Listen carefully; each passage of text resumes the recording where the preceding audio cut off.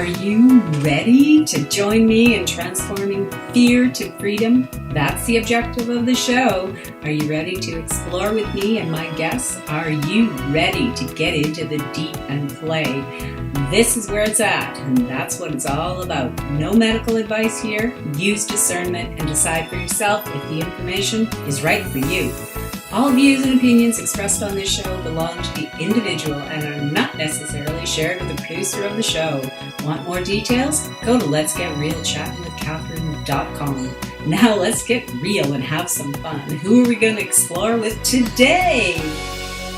Come on with me and let's get into the deep.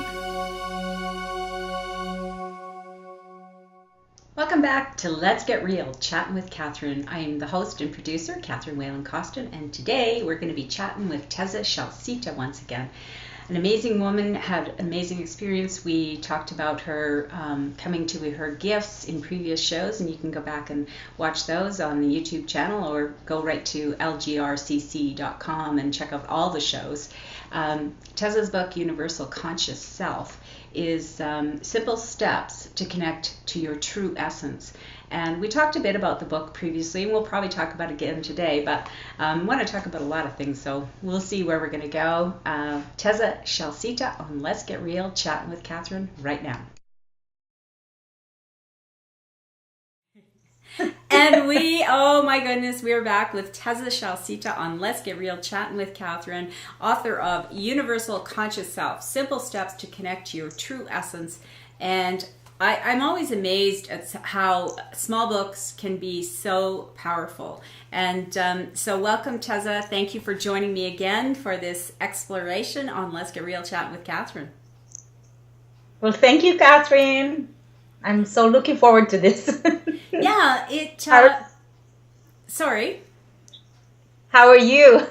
Well, I'm great. I have been really paying attention to not so much the news, but sensing the energetic changes on the planet and really delving into a lot of metaphysical information lately, as well as social and political things, because there seems like there's a lot going on at this time. 2014, we're into March, coming up to the spring season in the Northern Hemisphere. So it feels like there's a lot of energy changes. And we've been talking about this for a long time, a lot of the awakenings or the awareness or the remembering or the revealing, depending on what words you want to use, but where people start to understand that we're not victims anymore. We are much more powerful than we've ever known. And there seems to be a bit of a battle going on to kind of try to keep us back in that box of the not knowing. And I'm watching this sort of playing out, and I'm finding it really interesting. Try not to get into the negative energy too much, but I'm really aware of how that energy is coming up. And I wondered what your experience at this point is with your work and with the people you're interacting with. Are you finding more people gravitating to learning more about Akashic Record, about that spiritual and metaphysical stuff? What's your experience right now, Teza? Well, I'm finding a lot of people are obviously awakening and getting more into their soul level, like why they are here, and it's deeper connection to their own existence. And also there's a lot of releasing and clearing their emotions, like everything seems to be going retro,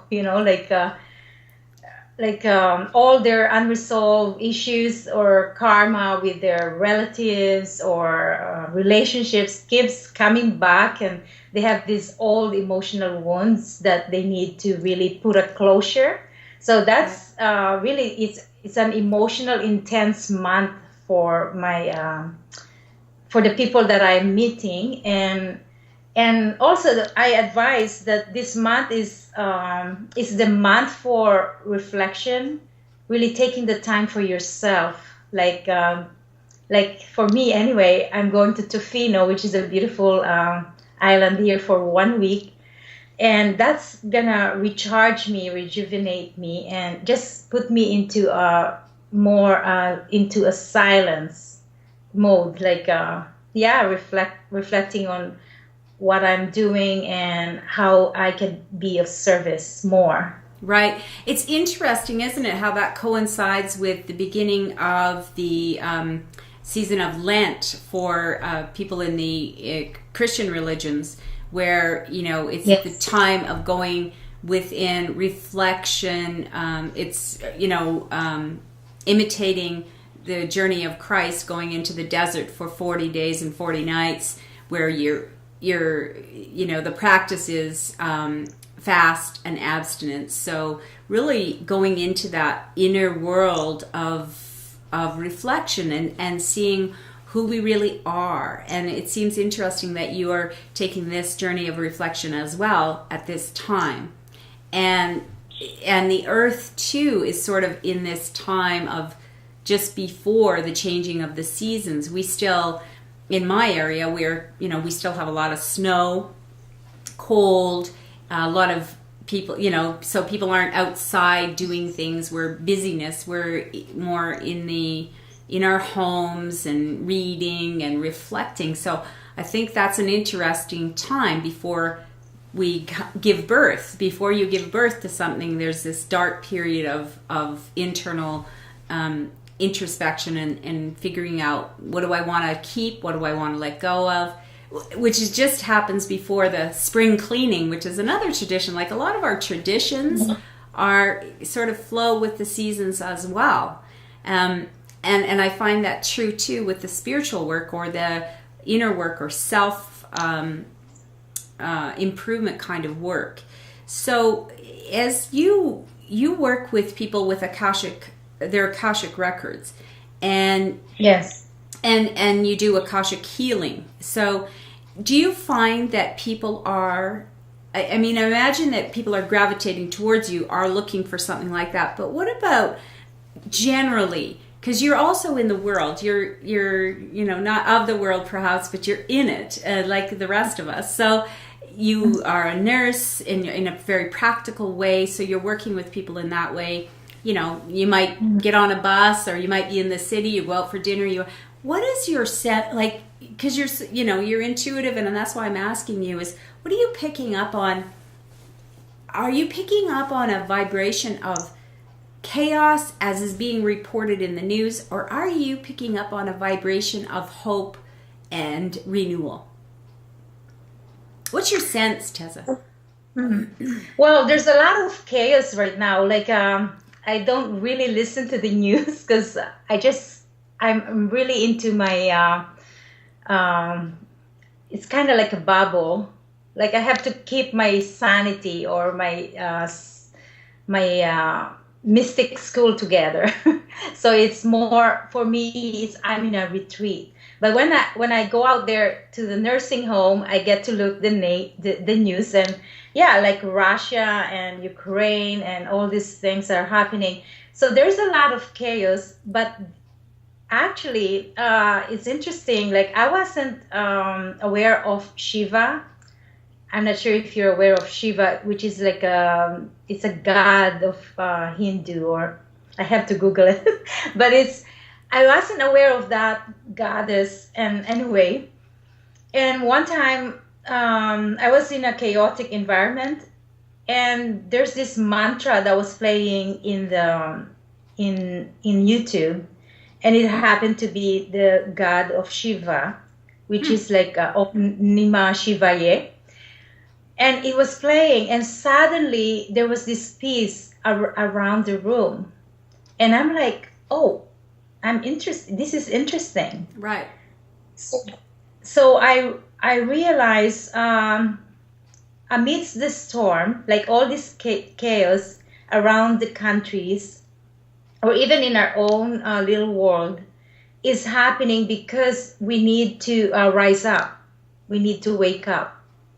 So after this, we're going to have a really harmony, and it's more towards more in a compassionate way of living, Well, because yeah.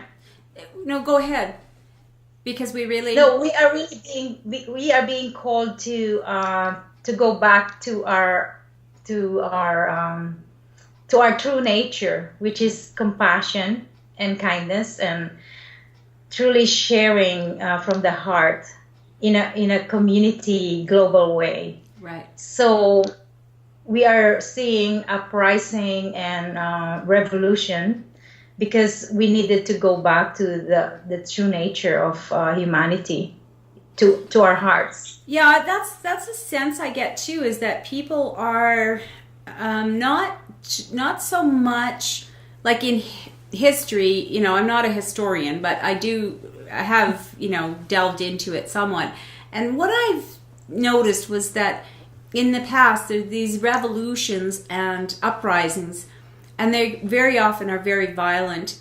But the goal or the objective seems to be about, you know, freedom, or about what they don't have. You know, we don't have enough food, and other people do, or we don't have a way of life, or whatever it is. Some kind of oppressor is in the picture, and there's these two forces, and so the people have said, no, enough. We want more. We think we just can't live like this. Usually it comes from desperation when people get to the point where they're really violent.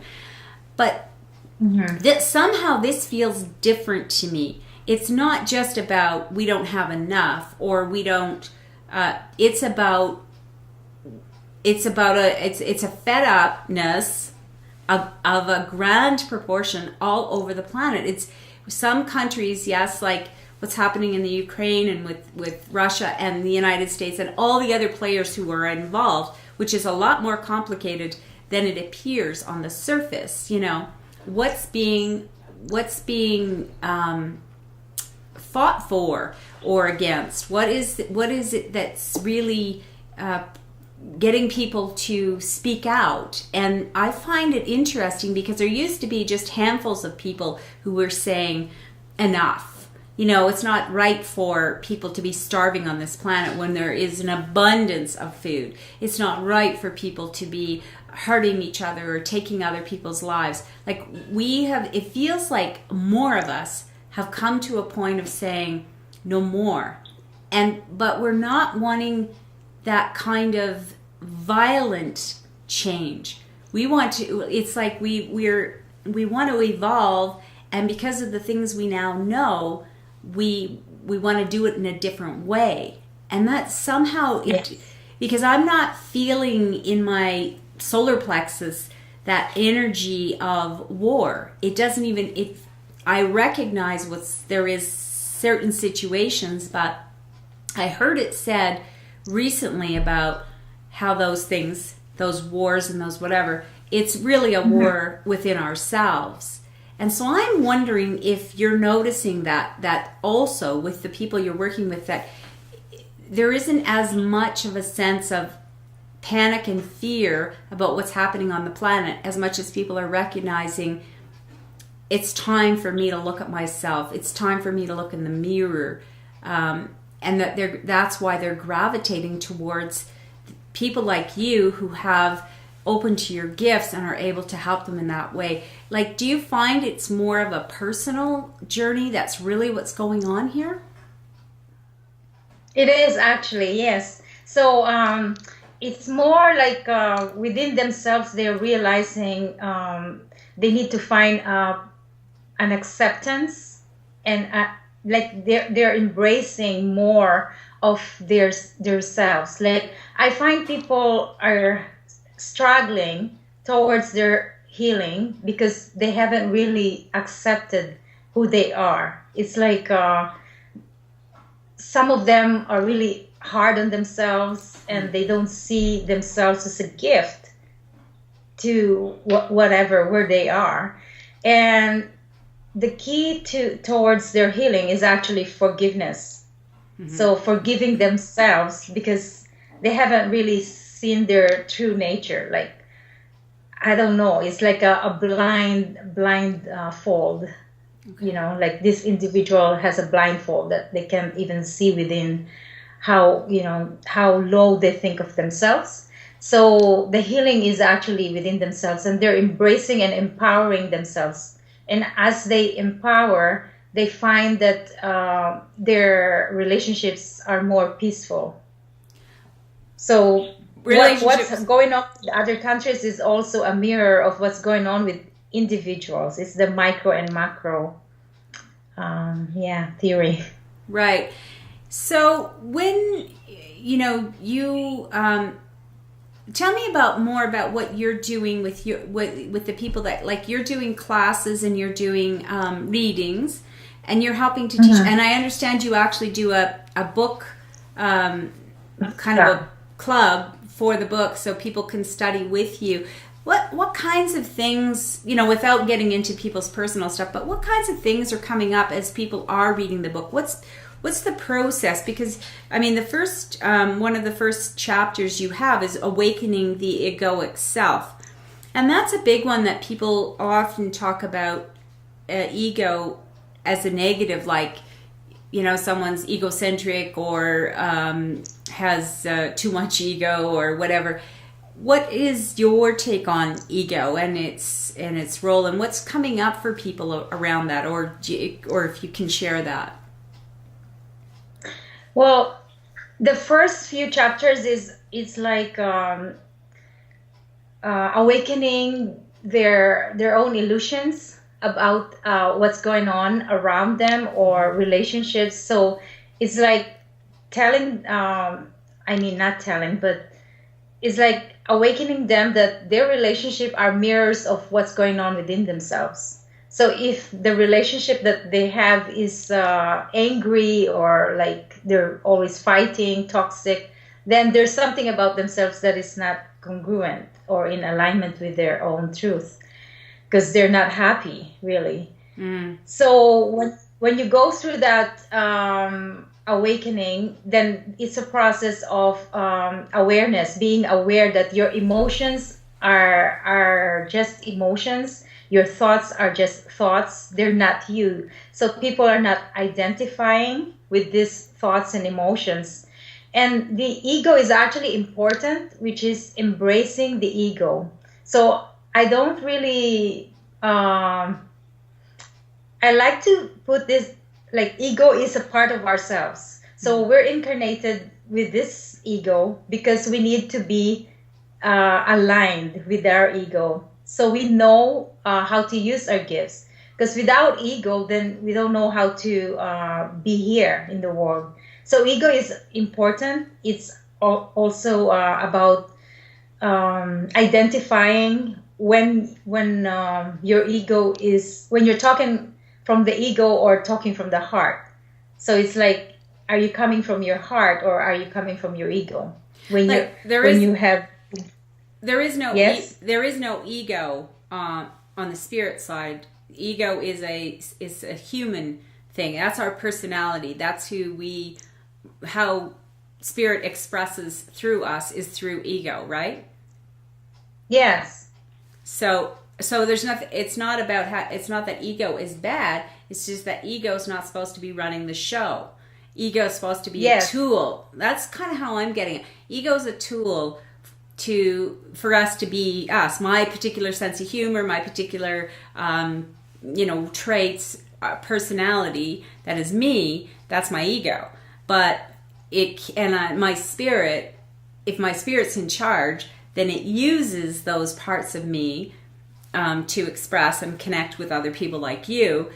But if ego's in charge, then because ego knows it's going to die.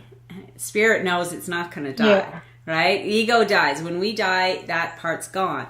So when we because we haven't been aware of this, we let ego run the show. That's when my personality, my needs come before yours, right?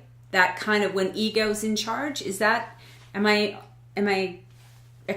understanding something similar to what you're teaching? Yes, definitely. Okay. Well, I just wonder because there's a lot of talk about, you've got to get rid of the ego, in order to be spiritually awake or aware. And so what's your take on that? Do we need to get rid of it, or is it... For me, I don't believe in that one. Okay. Because we're still in the body, so we definitely have an ego. And if you get rid of the ego, then you're living in the spirit, like air. Like I find some people that claim to be spiritual are actually not embodying their body. So then they're not grounded. So for me, grounding is ego, and ego is in on earth, right? Like you're incarnated with your ego and your spirit. So it has to be a yin yang for me. It's like a balance. So I don't I it's just is it's my perception on what other people think about eliminating the ego. For me, ego is important as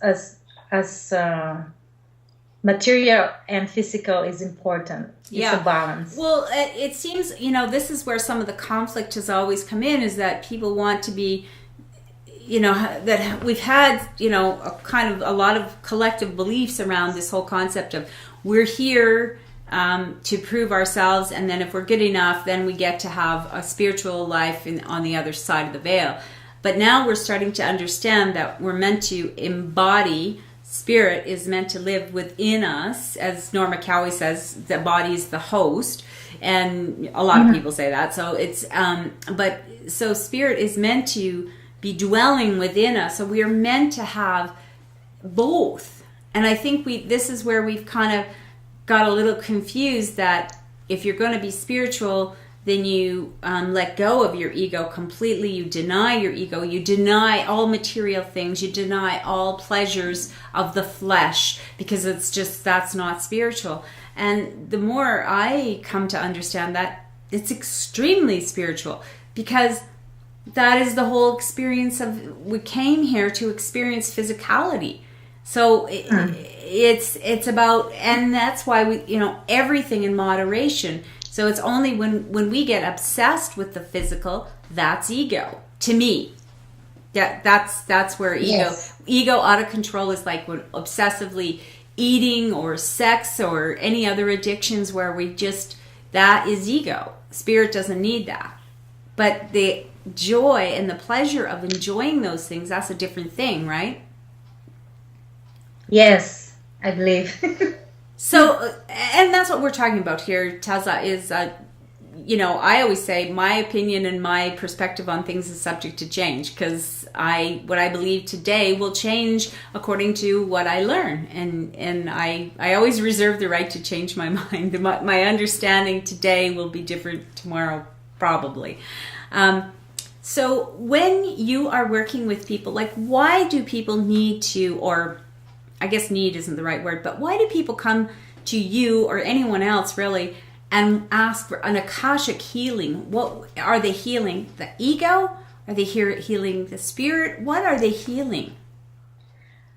I find people that comes to me are actually broken, like they don't know who they are, they're imbalanced, or so really. I'm finding teaching is more of my project now. I really like teaching because I give them the tools to empower themselves, because I believe the healer is within. So for me, healing one-on-one is really not my partake anymore. I really like to expand on teaching than healing a person, because they become more dependent, and I want them to know the tools how to heal themselves, so they don't need others to heal themselves, right. Because the healing is within. Yeah, the healing is within. But what is it that is broken that needs to be healed? What is it that is, like, is it they come because, say, my body's healthy, I'm fine, I'm functioning, my life isn't maybe all that I want it to be? Is that what's broken? What part is broken that you're finding in the Akashic, using the Akashic to help heal? Like, what a person might say, but there's not.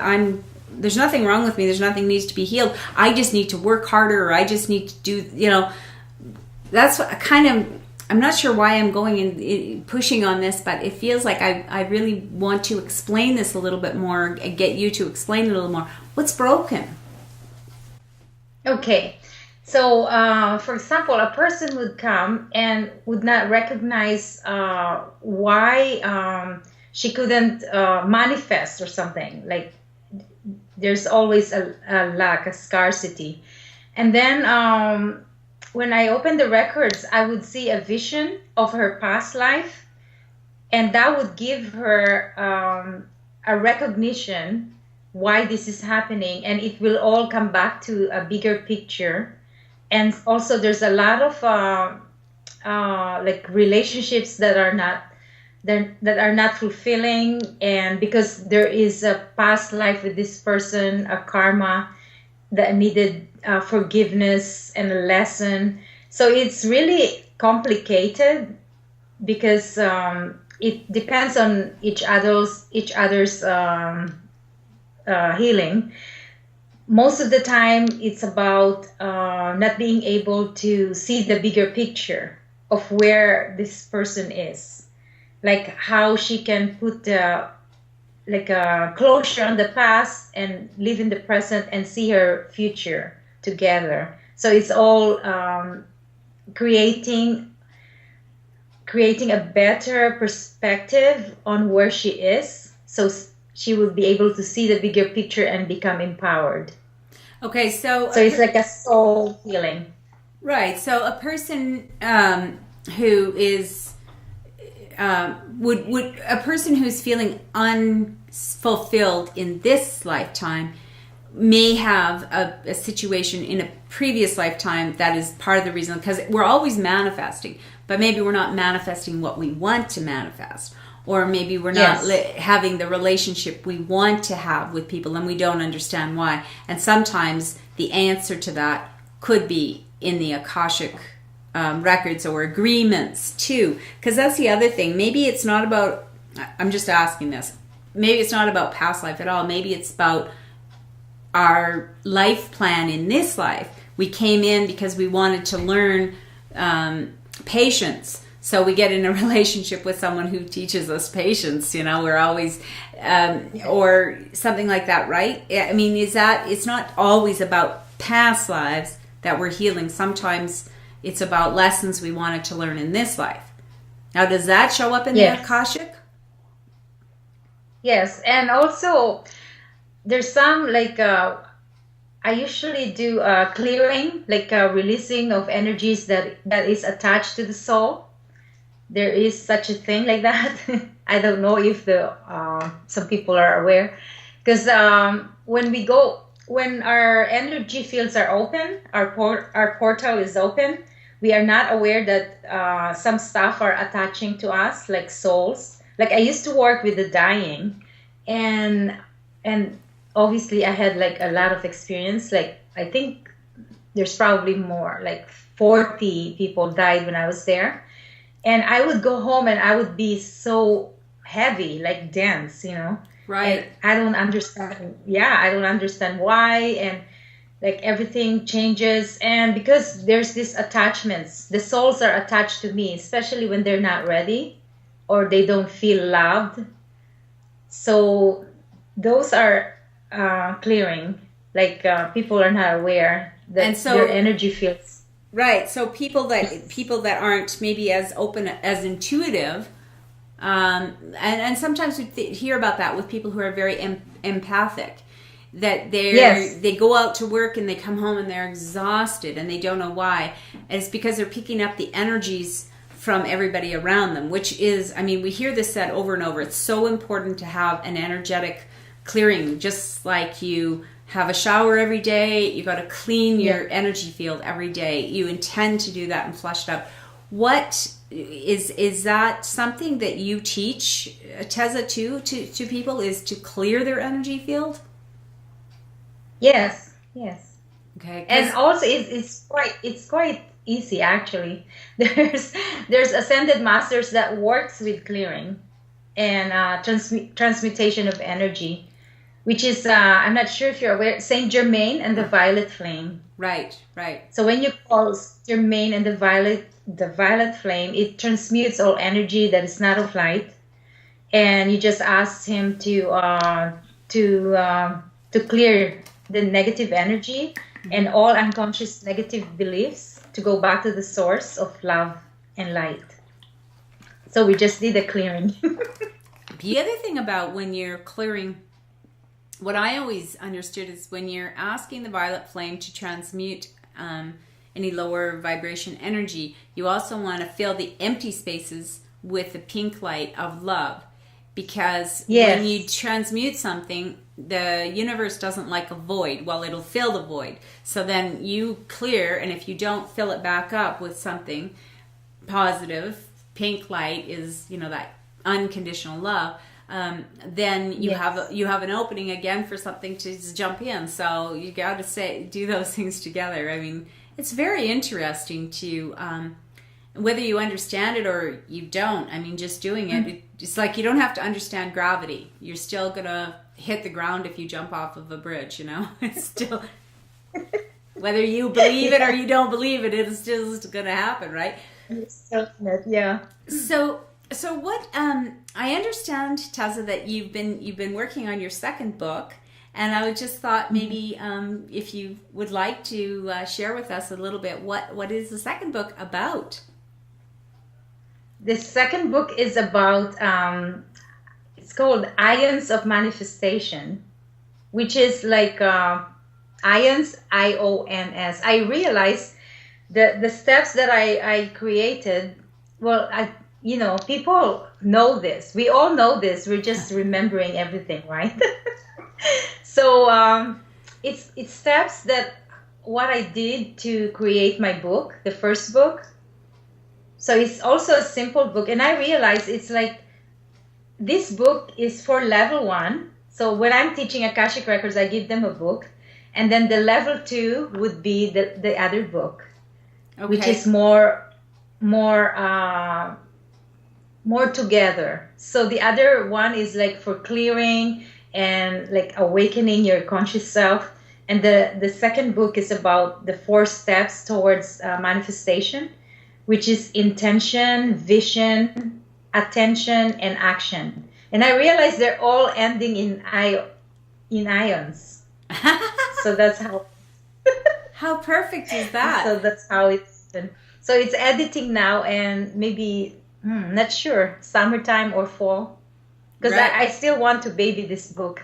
Yeah. So yeah, hold it in your heart a little bit. So it's interesting though that how that's happening now. Are you channeling the book? Like, is this a channeled book?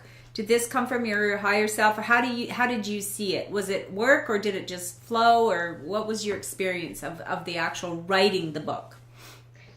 It's actually an Akashic Records book, because when I was teaching, it's more like when I sit down and write, I also have like the guides with me. So it's like channel and myself. So, well, I guess I'm being a channel. So, but when you're a channel, they're also using your intellectual mind and all that. So it's everything, channel and yourself. Well, and I think that's important too, to realize that we all are channeling at different times. We're all bringing in our higher self and wisdom from our guides and stuff. It's like, when people say, I just thought of something, and like they just do. Oh, I have an idea, and so where did that come from? It doesn't come out of nowhere. I mean, it comes from it's we call it inspiration. Inspire. It comes from spirit. So, I mean, I just think there's where I make the difference is that when sometimes an entity or a being comes through a channel where the person is sort of steps to the side, and that channel just they write without using their body, but the wisdom is coming from this other being, which there are some people that do that, like Abraham. comes through. Oh yeah, like that. Abraham. Yeah, Esther Hicks channels Oh, Abraham. Esther. Yeah, Esther Hicks channels Abraham. So it's not Esther. Awesome. Yeah. It's not Esther who's speaking. It's Abraham speaks through her using her voice and her body, whereas some other people will channel. Like I know that I channel information all the time, and sometimes I'm aware of it, and sometimes I'm not. And it's that information that comes through that you just, you know, when I write for, we're all channeling spirit from time to time, whether it's our higher self or inspiration. It's that information that just flows through us, whether we're writing or speaking or whatever, when we're saying things, and then afterwards we go, where did that come from? So it happens, right? Yes. Anything like even creative or anything that is like inspiring, we're channeling. Yes. Yeah. Yeah. That's what I think too, and I find that interesting. So what, as I'm going to go back to the question, I don't think I kind of doubled up questions on you there. What's the experience with your book club? How is that? Are people learning? Is that what they're doing? They're learning to use the book as a tool, or what's that all about? How do you do the book club? Like every week we meet, and then we go through like 5 chapters a day. Like I mean, once a week, and it's awesome because we build a like bonding, like, you know, friendship and sharing, support. And actually what happened is after a month of having the book club, they all went for Akashic Records level 1. So by the time we had the level 1 yesterday, they already know each other. So it's like a support, you know. So what do you mean by Akashic level amazing. 1? Are you teaching people and certifying them? Is that what you mean? As to be readers? Yes. Or Yes. Okay, so what is that? What I teach Akashic Records level 1 is actually accessing your own records, so people knows how the tools, you know, how to do their own records. So, and then level 2 would be reading other people, helping other people, and the level 3 would be teaching other people. Oh, I see. So you are in the process now. You are at teaching people to do this for themselves. This is what you mean by your teaching classes. So how do you? Yes. Okay, so this is very interesting. So people can get the book, and that's standalone, really, and they can also work with you for certification to learn how to do these things. So how are you teaching? Do they have to be in person, or do you do it online, or have you? I do it on Skype, and I do it at home. Okay, so is it Skype and? Okay, so is it like an individual person signs up? Like, say I want to learn this. So do I sign up with you, and then it's one-on-one? Is how we do it? I have a meetup group, which is like in the meetup.com, and then I put a date, and then there's a group of people that comes, like 10 or 6 people, or I do a Skype one-on-one if it's from out of the country. Okay. So anybody could do this. Is there? I should say that. I guess that's my question. Can anybody do this? And do you have to have some kind of background in something else before you can do this? No, anybody can do it. There's actually a lot of books about how to access your records, and I think that's one of my next project. Yeah, anybody can do it. One of your next projects to write a book about that, you mean? Yes. Okay. But yeah. So how long does it take to, because this happened for you, you know, you became open to this kind of spontaneously, didn't you? Well, it happened to me since I was a small girl. But then on 2008, I got certified for the Akashic Records. I met a teacher that teaches Akashic Records. But you had already, And but so you were doing it, but you maybe didn't know that that's what you were doing. Excuse me. yeah, but it takes a lot of, there's a lot of stuff that you have to learn about Akashic Records on the, like the clearing, the releasing. You have to be aware of all this after all, like, so many clients that you deal with. So it's not really, it's like a mastery. It's not just because you're going, experiencing paranormal, like what I did. I really have to know my tools, Okay, so to be able to teach it.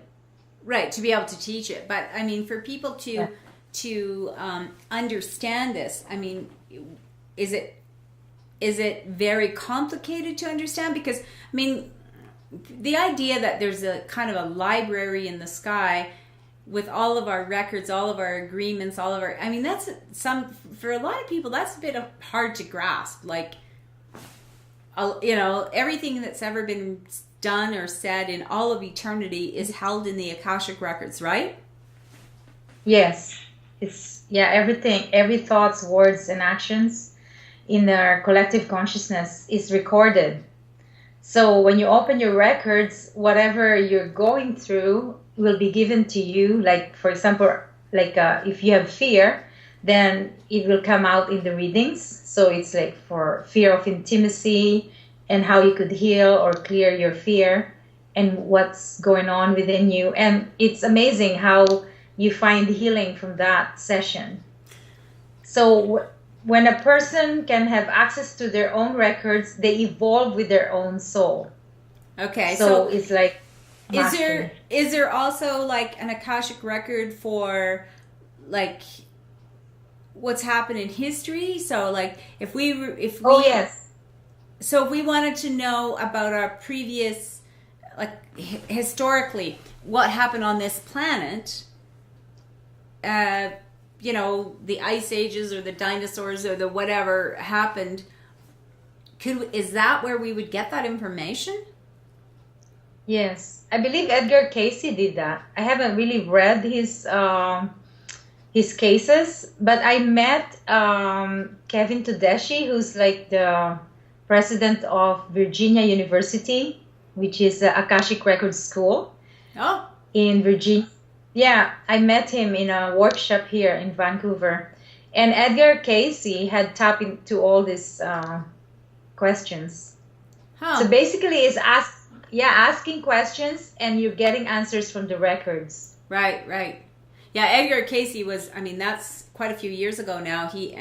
Somebody was transcribing what he was saying for him. Yes. So, yeah, that'd be an interest. If anyone's interested in that, that would be interesting to go and check out the stuff that's been written. That he did a lot of prophesying as well, talking about what was going to happen in the future. And the key for me about prophecy, for everybody watching, is that there's no point in having a prophecy unless you are going to do something with it. Like, a lot of times people think, oh, that person was wrong because they said something was going to happen and it didn't happen.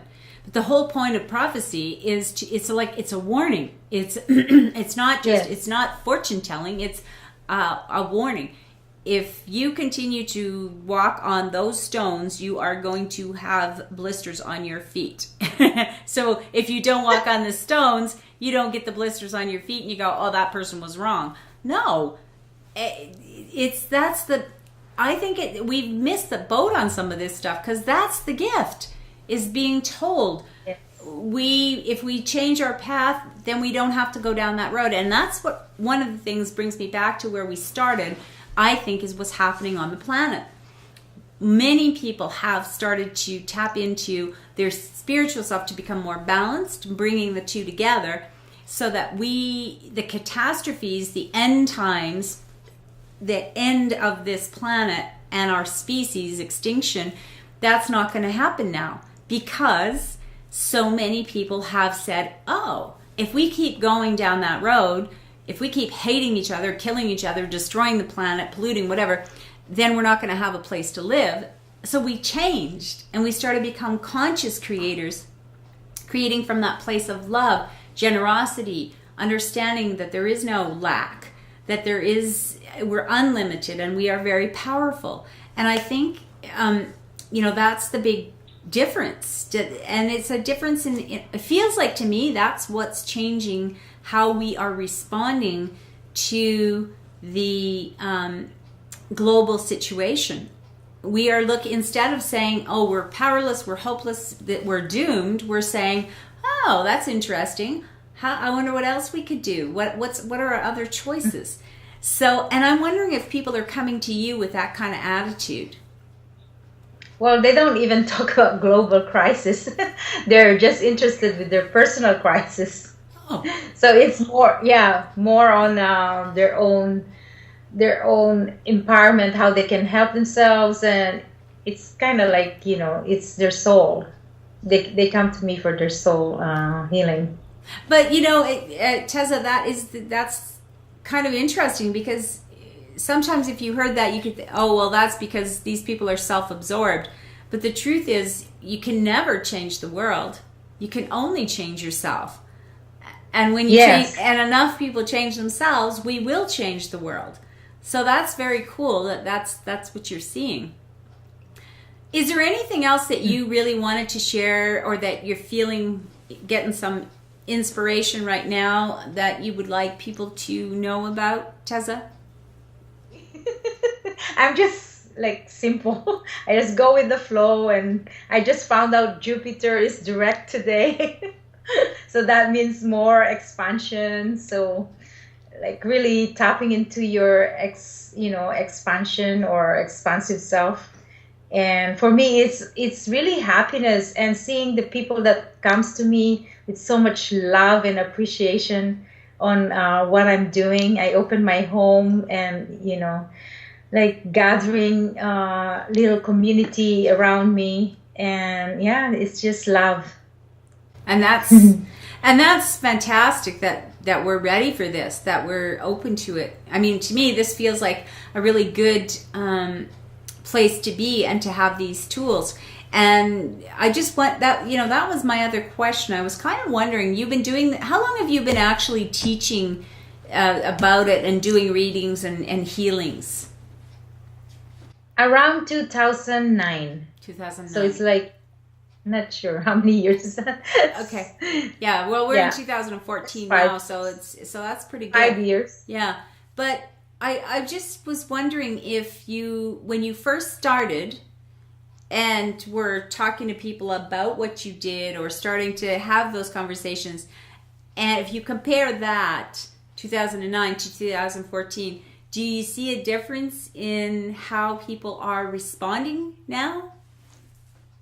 Oh yeah, there's a big difference. And also I have come out more fully now. Before, I'm having hesitation on exposure, but now really I've come into full blown. That's a big part of it, right? When we accept ourselves, it's easier for other people to accept us.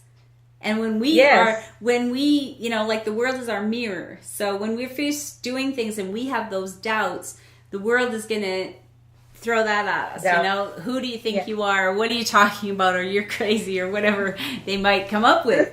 And it's interesting. I think that's kind of important to share with people who are kind of on this journey, because sometimes when they start to have understandings and it makes perfect sense to them, they try to share it with other people, and the other people aren't ready. But it's also about, you're not ready. You're sharing from that. You're sharing. You're saying, I just learned about this. I just read this book. I'm looking at this book, and it's so exciting. And people are going, you're crazy. Or you know what? That's woo-woo. And I think that happens when we are sort of doubting. We're saying we found something exciting, but we're not sure. And so it's kind of our way of asking the world, what do you think? And the world gives us back exactly what we think. Not what, because as soon as you come to the point where you accept yourself with all your gifts and what you do, then the world seems to accept it.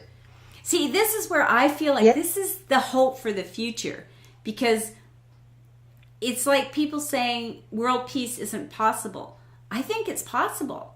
And I know it starts with each individual. And when I have peace in my heart and you have it in yours and more of us have it, then we are going to create that kind of a world. That's the world we're going to live in, is one that is peace.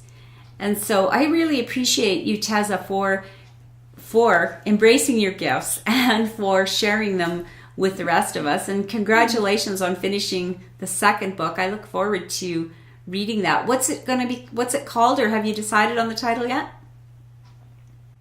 Ions of Manifestation. Ions of Manifestation. Oh, how cool. I just forgot the actual title, but that'll be cool. So we'll look forward to that in the summer or early fall, right? Yes. Okay, well, I just have so appreciated you being with us, and I appreciate all of our listeners for watching and sharing and letting people know that if you're attracted to the understandings of the Akashic Records and the Akashic Healing, that Teza is a perfect source to get her book and to check out more about it. And we're evolving, we're expanding, so it's exciting times. Thanks so much, Teza. Thank you, Catherine. Bye. You're very welcome. And to all of you who are watching, please share, subscribe to the YouTube channel, and let your friends know about us as well. And until next time, take care. Wasn't that amazing? Thank you to my guests for sharing with us today. Thank you for watching. Feel free to share the link. You can join us for live shows by going to letsgetrealchattinwithcatherine.com and listen to the replays from the show page, preview guests, and explore links to our Facebook fan page, WordPress blog, and more. We are creating an exquisite world. Until next time, take care.